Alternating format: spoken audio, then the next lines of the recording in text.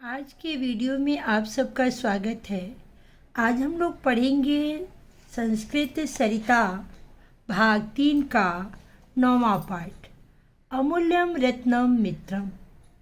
इस पाठ का शीर्षक है, इसका अर्थ हुआ कि मित्र जो है अमूल्य है, यानी अनमोल रत्न है मित्र।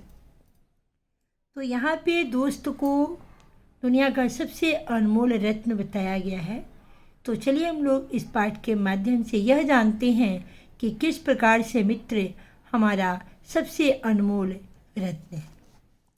जीवन में एक सच्चा मित्र हमारी अनेक प्रकार से सहायता करता है, परंतु गलत मित्र हमारा बहुत अधिक नुकसान भी कर देता है।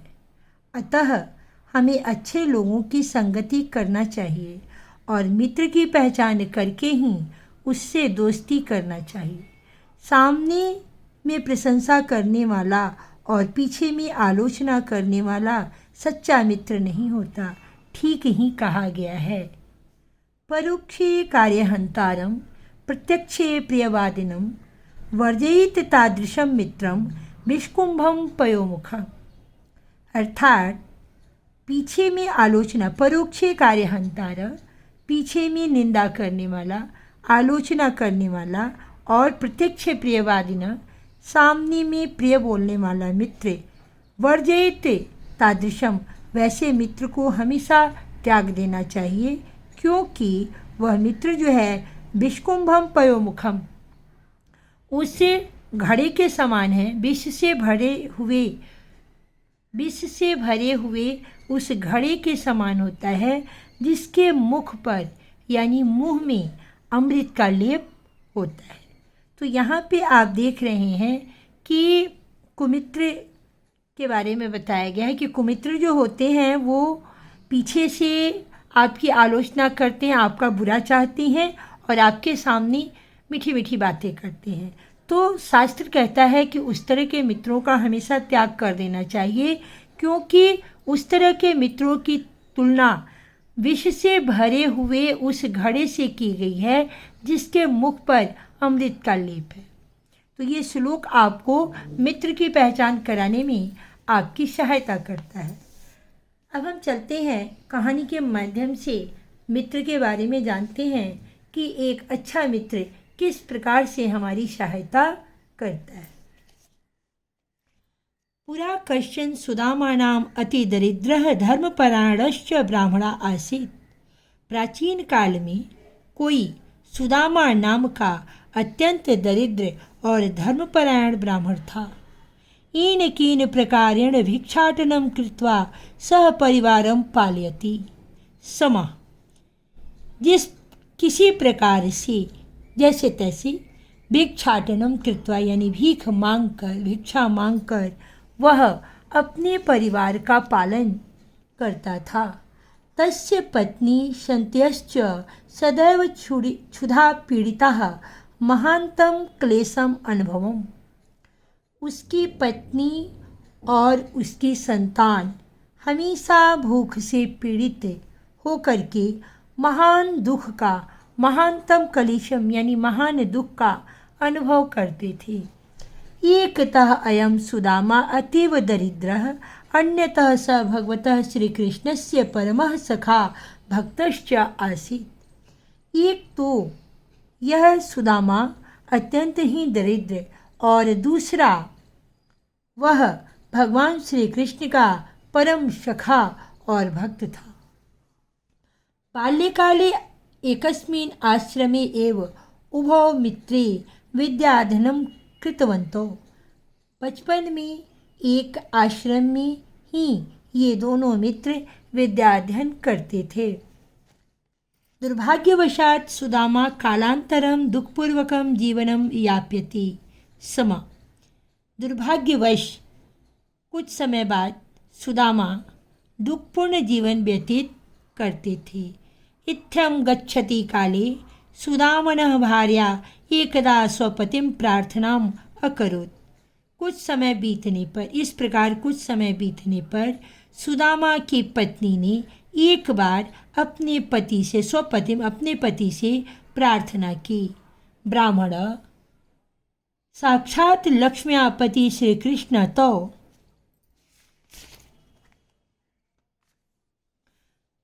सखा अस्ति, अर्थात साक्षात हे ब्राह्मण, साक्षात लक्ष्मीपति श्री कृष्ण आपके मित्र हैं। सह द्वारिकायां राज्यं करोति, वह द्वारिका में राज करते हैं। भवान तत्र गत्वा मित्रेण सहायतां कथम न याचते, आप वहां जाकर मित्र से सहायता क्यों नहीं मांगते। भवता अवश्यमेव गंतव्यम, आपको अवश्य ही जाना चाहिए। सह दरिद्र पीड़िताय अस्मत् कुटुंबाय प्रचुरम द्रव्यम दास्यति, वह दरिद्रता की पीड़ा को हरने के लिए हमारे कुटुंब के लिए, है ना, परिवार के लिए प्रचुर धन देंगे। इति निश्चयः, ऐसा निश्चय है। अनेन प्रकारेण भार्यया बहुशः प्रार्थिते सति स ब्राह्मणः सुदामा तत्र गमनेन द्रव्यलाभात् अपि परमो लाभः श्रीकृष्ण दर्शनम् इति मत्वा द्वारका गमनाय विचारम अकरोत्। इस प्रकार से अपनी पत्नी के द्वारा बहुत प्रार्थना करने पर वह ब्राह्मण सुदामा वहाँ जाने के लिए द्रव्य लाभ यानी धन प्राप्त होने से भी परम लाभ, उत्तम लाभ श्री कृष्ण के दर्शन, ऐसा मानकर उसने ये सोचा कि हमें हमारी गरीबी को दूर करने के लिए हमें कुछ धन मिलेगा, उससे भी उत्तम लाभ हमें होगा कि हमें अपने मित्र श्री कृष्ण के दर्शन होंगे। ऐसा मानकर वह द्वारिका गमनाय विचारम अकरोत्, द्वारिका जाने के लिए विचार किया। ततः भार्याम च अवदत्, और उसके बाद उसने अपनी पत्नी से कहा, कल्याणी, हे देवी, गृहे किंचिद उपायनम अस्ति चेति देहि मे, घर में कोई उपहार है तो दो, मुझे दो। पतिवचनं श्रुत्वा स ब्राह्मणी पार्श्वे स्थितं विप्रगृहं गत्वा चतुर्मुष्टिपरिमितान् तण्डुलान् आनीय चैलखण्डे बद्ध्वा भर्तृ प्रयच्छत्। पति का वचन सुनकर वह ब्राह्मणी पास में स्थित एक विप्र के घर यानी ब्राह्मण के घर जाकर चतुर्मुष्टि परिमितानी यानी 4 मुट्ठी, है ना, परिमितानी यानी नाप कर 4 मुट्ठी के परिमाप में वो तंडुलान चावलों को आनिए लाकर चैलखंडे यानी उनके दुपट्टे के, सुदामा जी का जो दुपट्टा था, गमछी जिसको हम लोग बोलते हैं अपने बोलचाल की भाषा में, उसमें उन्होंने बधवा बांधकर भर्तृ प्रयच्छत् यानी अपने पति को दिया। भगवतः श्री कृष्णस्य दर्शनम मह्यम कथम स्यात्, भगवान श्री कृष्ण के दर्शन मुझे कैसे होंगे, इति चिंतयत्, ऐसा सोचते हुए विप्र सुदामा द्वारकां प्रति पदाति एव प्रचलत्। विप्र सुदामा द्वारिका के ओर पैदल ही चले। अथ मार्गे बहुविधानि कष्टानि अनुभवम् असौ ब्राह्मणः द्वारका प्राप्तवान्, रास्ते में बहुत प्रकार के कष्टों का अनुभव करते हुए यह ब्राह्मण द्वारिका पहुंचा। तत्र सर्वप्रथमः द्वारपाले द्वारे एव निषिद्ध, वहाँ सर्वप्रथम द्वारपाल ने दरवाजे पर ही रोका। परम च और संदेशवाहकों के द्वारा ज्ञात होने पर श्री कृष्ण ने स्वबाल्यमित्रम अपने बाल्यमित्र सुदामनाम द्रष्टुम धावन प्रसाद द्वारम एवं आगतः, अपने मित्र सुदामा को देखने के लिए, है ना, दौड़े और प्रसाद द्वार यानी भवन के महल के दरवाजे तक आए। श्री कृष्ण महताम आनंदेन पुलकितः सुदामान बाहुभ्याम गाढ़म आलिंगनम अकरोत्, श्री कृष्ण अत्यंत आनंद से पुलकित होकर के सुदामा को अपने हाथों से कस करके पकड़ करके आलिंगन किया। मित्र से सुखद आलिंगनेन श्री कृष्ण नेत्राभ्याम आनंदस्य अश्रुणि अपतन। मित्र के सुखद आलिंगन से श्री कृष्ण की आँखों से आनंद के आंसू गिरे।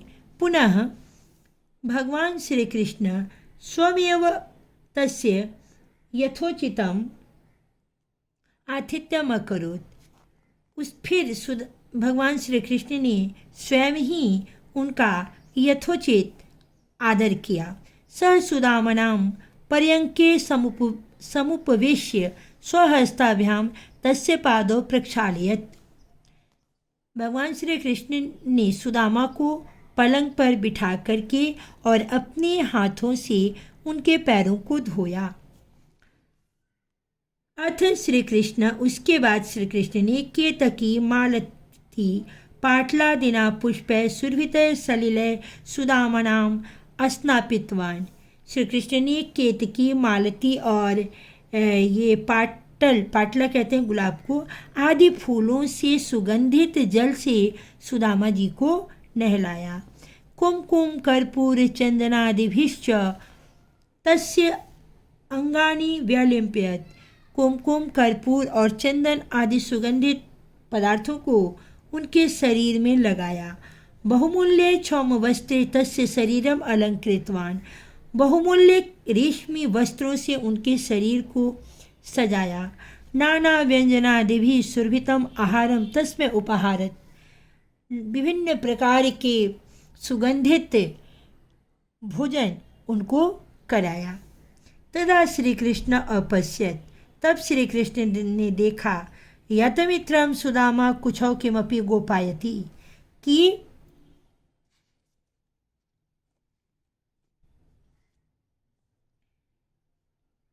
तदा श्री कृष्ण अपश्यत। तब श्री कृष्ण ने देखा यत मित्रम सुदामा कुछौ किमपि गोपायति कि मित्र सुदामा जो हैं अपनी काख में कुछ किमपि कुछ छुपा रहे हैं। स अवदत्। वह बोले मित्र त्वया मह्यम किमपि उपायनम अवश्यम आनीत स्यात् लाए होगे, है ना मित्र, तुम मेरे लिए है ना कुछ न कुछ उपहार अवश्य लाए होगे। तत्कुत्र, वह कहाँ है? मह्यम देहि, मुझको दो। अथ सुदामा दृढ़तापूर्वकेण दृढ़चैल ग्रंथि गोपायति। इसके बाद सुदामा जो है कसकर उस पोटली को, चावल की पोटली को है ना अपनी काख में, अपनी बगल में छुपाते हैं। अंततः लज्जितः सुदामा श्री कृष्णाय तान तंडुलान दत्तवान। अंत में लज्जित होकर के सुदामा ने उन चावलों को श्री कृष्ण को दिया। सुदामा कतिचित् दिनानि मित्रस्य राजप्रसादे निवासं कृत्वा तथा श्रीकृष्णस्य दर्शने आत्मानं धन्यं मान्यमानः स्वर्गीय सुखम अनुभूतवान। सुदामा कुछ दिनों तक मित्र के भवन में निवास करके तथा श्री कृष्ण के दर्शन से आत्मा को धन्य मानकर और स्वर्गीय सुख का अनुभव किया।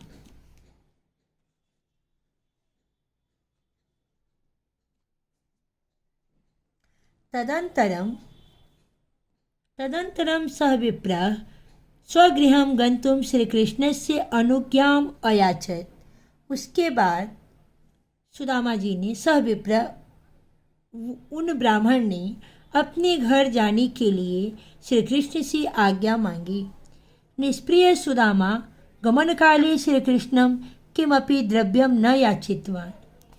कुछ न चाहने वाले यानी बिल्कुल से किसी चीज़ का लोभ लालच न रखने वाले भगवान सुदामा जो हैं, सुदामा जी अचिंतितः सोचते हैं यत श्री कृष्ण किमपि न दत्तवान, कि श्री कृष्ण ने कुछ भी नहीं दिया। परम गृहम प्राप्त, लेकिन घर को पहुँचते ही सह स्वकुटीरस्थाने विशालं प्रसादं दृष्ट्वा अत्यंत विस्मितो अभवत्। परंतु घर पहुँचते ही अपनी कुटिया के स्थान पर विशाल प्रसादम यानी विशाल भवन देखकर वह अत्यंत ही आश्चर्यचकित हुए। पुनः सुवस्त्र सज्जित बालः अलङ्कारः क्षौम्यवस्त्राभ्यां च उल्लसितया पत्न्या गृहे प्रवेशिता सुदामा अजानयत् यत् इदं प्रचुरधन्यं धान्यं च सर्वं मित्रस्य श्रीकृष्णस्य कृपया एव लब्धम्। परंतु फिर सुंदर वस्त्रों से सज्जित अपने बच्चों को देखकर और अलंकारों यानी गहनों और रेशमी वस्त्रों से उल्लसित पत्नी को घर में प्रवेश करते हुए देखकर सुदामा यह जान गए कि यह प्रचुर धान्य सब कुछ मित्र श्री कृष्ण की कृपा से ही प्राप्त हुआ है। सह मनसा श्री कृष्णाय नमस्कारं कृत्वा वह मन से श्री कृष्ण को नमस्कार करके धन्यवादम च दत्वा और धन्यवाद देकर सुखम जीवनम अयापत सुखद जीवन यापन करने लगे।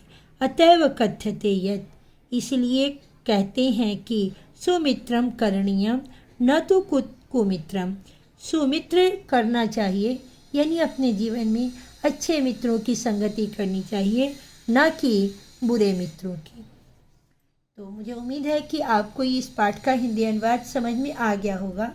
छात्रों से मेरा अनुरोध है कि भाषा के विकास के लिए आप पाठ में दिए गए शब्दार्थ को अवश्य याद करें। इससे भाषा आपके लिए आसान हो जाएगी और उसका प्रयोग आपको करने के लिए आ जाएगा। अब हम चलते हैं इस पाठ में दिए गए अभ्यास प्रश्नों को देखते हैं। तो हमारा सबसे पहला प्रश्न है एक पदेन उत्तरत। एक पद में उत्तर देखना है। सुदामा कह आसीत। सुदामा कौन थे? तो आप एक शब्द में ब्राह्मण भी लिख सकते हैं कि सुदामा ब्राह्मण आसीत, या इसे थोड़ा सा डिटेल में अगर दिखाएंगे तो सुदामा अति दरिद्र धर्मपरायणश्च ब्राह्मण आसीत। सुदामा अत्यंत ही दरिद्र धर्मपरायण और ब्राह्मण थे। क्वेश्चन नंबर 2 में है श्री कृष्णस्य परम भक्तः का आसीत। तो श्री कृष्णस्य परम भक्तः सुदामा आसीत। श्री कृष्ण के परम भक्त सुदामा थे। द्वारिकायां राज्यम कह करोति स्म। द्वारिका में राज कौन करता था? तो द्वारिकायां राज्यम श्री कृष्ण करोति स्म। श्री कृष्ण करते थे। श्री कृष्ण से कस्य सखा आसीत। श्री कृष्ण किसके मित्र थे? तो श्री कृष्ण सुदामनः सखा आसीत। श्री कृष्ण सुदामनः सखा आसीत। सुदामा कुत्र गतः। सुदामा कहाँ गए? सुदामा द्वारिकायां गतः। द्वारिका गए। द्वारे सुदामा केन निषिद्धः। दरवाजे पर सुदामा को किसने रोका? तो द्वारे सुदामा द्वारपालेन निषिद्धः। दरवाजे पर सुदामा जी को द्वारपालों ने रोका। सुदामनः पादौ कः प्रक्षालयत्। सुदामा के पैरों को किसने धोया? तो सुदामनः पादौ श्री कृष्ण प्रक्षालयत्। सुदामा के पैरों को श्री कृष्ण ने धोया। सुदामा केन चैल ग्रंथि गोपायति। सुदामा किस प्रकार से, है ना, या किसकी पोटली को छुपा रहे थे? तो सुदामा तंडुलेन चैल ग्रंथि गोपायति। सुदामा तंडुलेन चैल ग्रंथि गोपायति। सुदामा चावल की पोटली को छुपा रहे थे। प्रस्थान काले श्री कृष्ण कस्मै किमपि न प्रयच्छत्। लौटते समय श्री कृष्ण ने किसको कुछ भी नहीं दिया? तो प्रस्थान काले श्री कृष्ण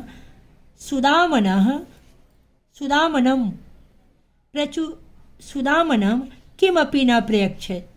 प्रस्थान काले श्री कृष्ण सुदामनम किमपि न प्रयच्छत्। यानी द्वारिका से वापस लौटते समय श्री कृष्ण ने सुदामा को कुछ भी नहीं दिया। गृहं प्राप्त सुदामा स्वप्रसादम कीदृशं दृष्टवान।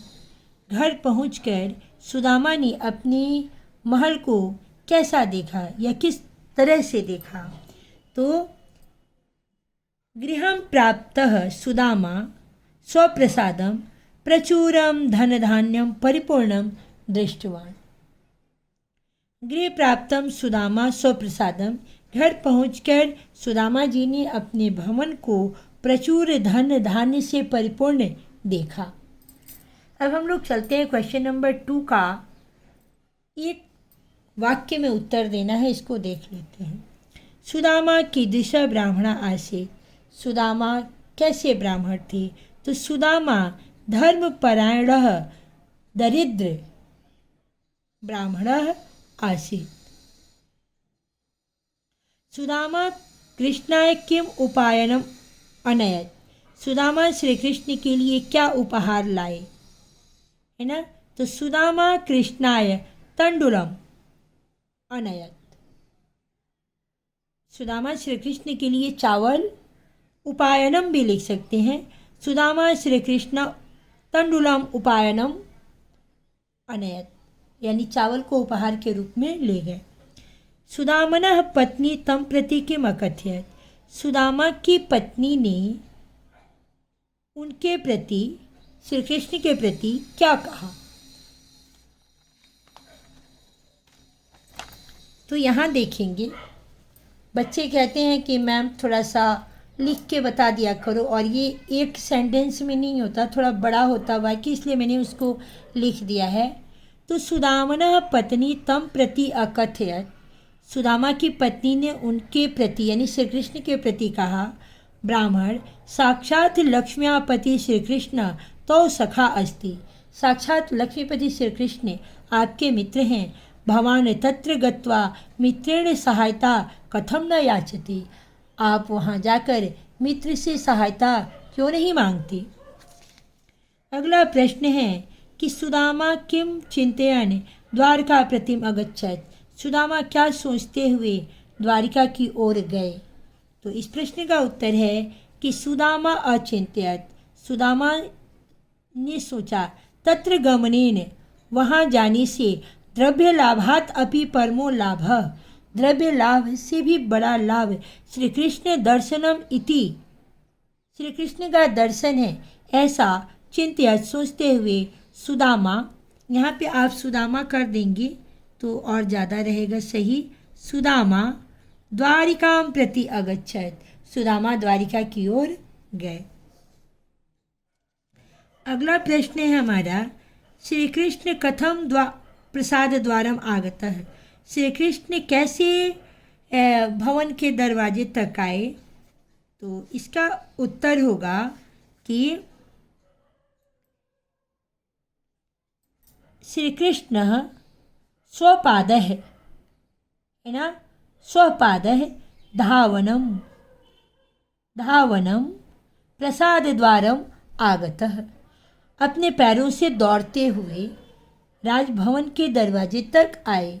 श्री कृष्ण स्वपादः अपने पैरों से दौड़ते हुए, धावनम दौड़ते हुए,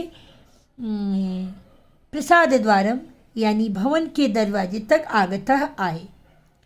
नेक्स्ट प्रश्न है हमारा कि सुदामनः श्री कृष्ण सुदामनः कीदृशम् आतिथ्यम अकरोत्। श्री कृष्ण ने सुदामा का किस प्रकार से स्वागत किया।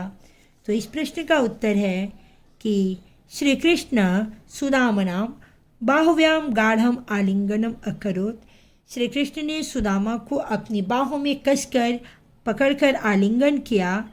स्वाश्रु जलात् अपने आंसुओं के जल से तस्य पादो अप्रक्षाल्यत उसके पैरों को धोया। पुष्पै सुरभितः जले पुष्पों से सुगंधित जल से अस्नापितवान उनको नहलाया। सुसज्जित कृतवान उनको सजाया। नाना व्यंजनादि भी विभिन्न प्रकार के व्यंजय तस्मै उपहारित उनको खिलाया। इस प्रकार से श्री कृष्ण ने सुदामा का स्वागत किया। प्रस्थान काले निवृत्त सुदामा किम अपश्यत। लौटते समय सुदामा ने क्या देखा?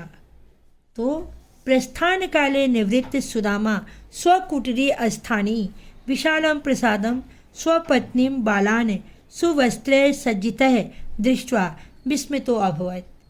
प्रस्थान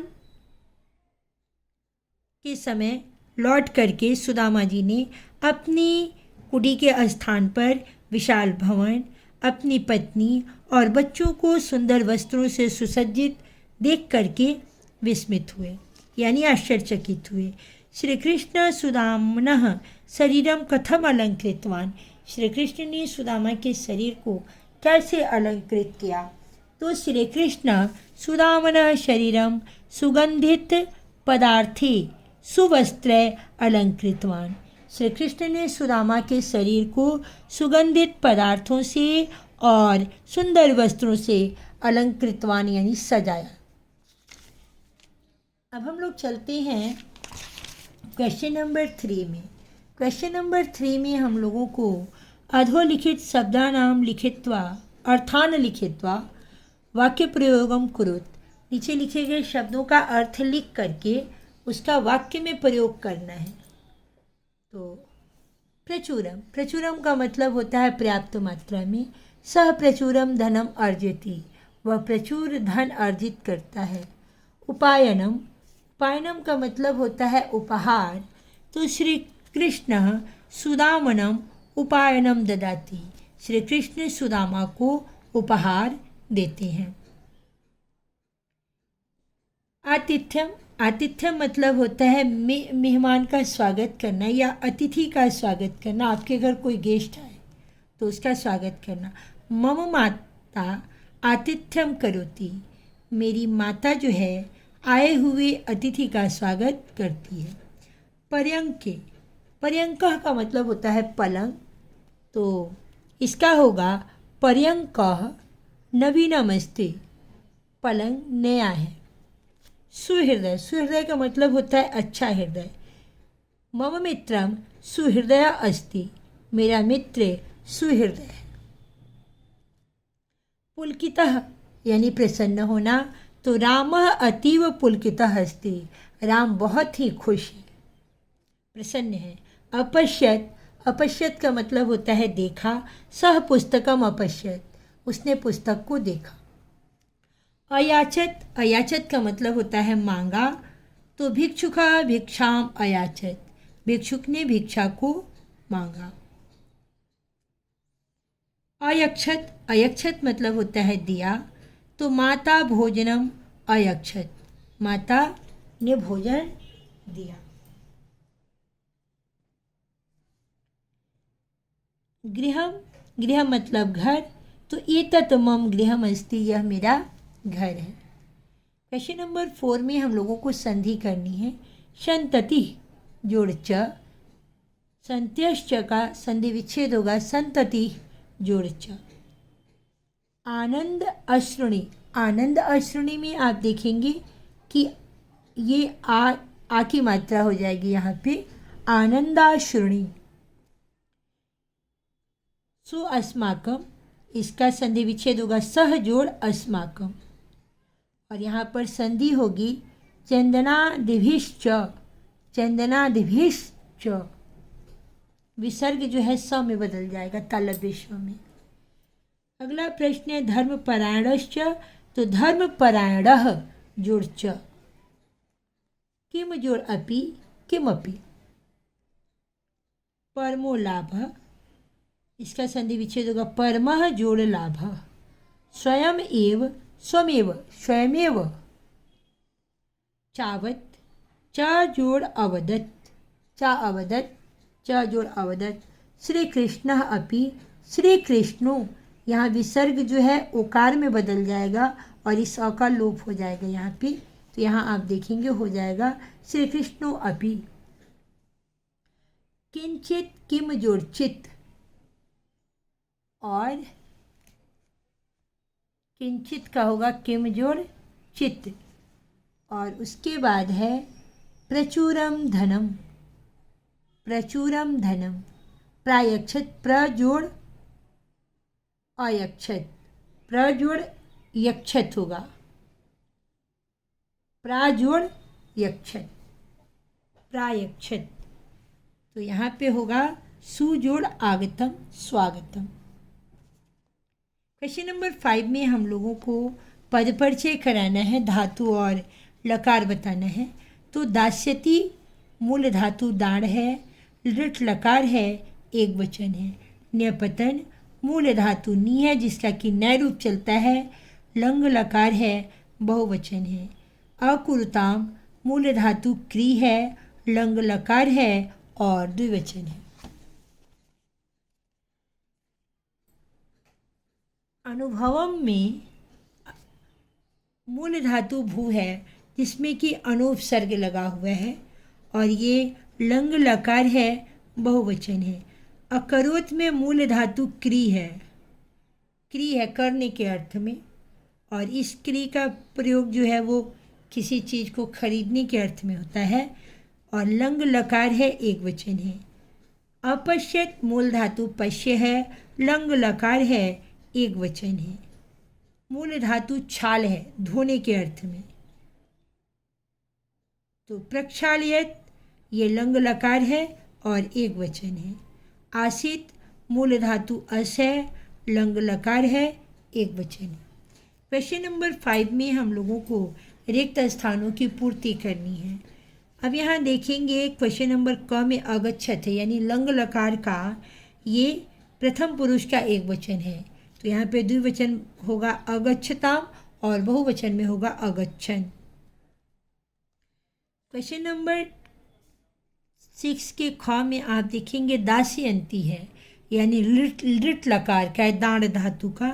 तो इसका एक वचन में होगा दास्यति और द्विवचन में दास्यतः, यानी देंगे। एक वचन में एक देगा, द्विवचन में दो देंगे और बहुवचन में सभी देंगे। ग में है पीवथ मध्यम पुरुष में, तो ये मध्यम पुरुष द्विवचन में है पीवथ, एक वचन में पीवसी और द्विवचन में पीवत होगा। घ में है अकुरुताम, तो ये आपका लंग लकार का प्रथम पुरुष का द्विवचन है, तो एक वचन में होगा अकरोत और बहुवचन में होगा अकुर्वन्। उसी तरह से यहाँ से भविष्यति है भू धातु का लृट लकार का एक वचन में, तो यहाँ पे होगा भविष्यतः भविष्यन्ति। पाश्यत है पीवत, पा धातु का पीव रूप चलता है, लेकिन लंग लकार में पाश्य रूप चलता है, तो ये प्रथम पुरुष का द्विवचन है, तो एक वचन में पाश्यति और बहुवचन में पाश्यन्ति होगा। यहाँ पे आप देख रहे हैं रचयति, यानी किसी चीज़ की रचना करने के अर्थ में, तो यहाँ पे रच्यतः रचयन्ति। यहाँ है अयक्षन, अयक्षन यानी दिया, बहुवचन में, तो यहाँ अयक्षत अयक्षताम, यानी लंग लकार के प्रथम पुरुष के एक वचन में अयक्षत होगा और द्विवचन में अयक्षताम होगा। अब यहाँ पे दिया हुआ झ में वदिष्य था, यानी कि लृट लकार का ये द्विवचन है, प्रथम पुरुष का द्विवचन है, तो एक वचन में होगा वदिष्यति और बहुवचन में होगा वदिष्यन्ति। तो इस प्रकार से मैंने आपको इस पाठ को समझाने की कोशिश की। मुझे उम्मीद है कि आप विद्यार्थियों के लिए मेरा ये प्रयास बहुत ही फ़ायदेमंद होगा। अगर आपको वीडियो पसंद आए तो आप इसे लाइक कीजिएगा, चैनल को सब्सक्राइब कीजिएगा, इसे ज़्यादा से ज़्यादा लोगों में शेयर करिएगा। आपको मेरा प्रयास कैसा लगा अपने विचार कमेंट के द्वारा अवश्य बताइएगा और बेल आइकन प्रेस करिएगा ताकि जब भी मैं वीडियो अपलोड करूँ उसका नोटिफिकेशन आपको सबसे पहले पहुँचे। धन्यवाद।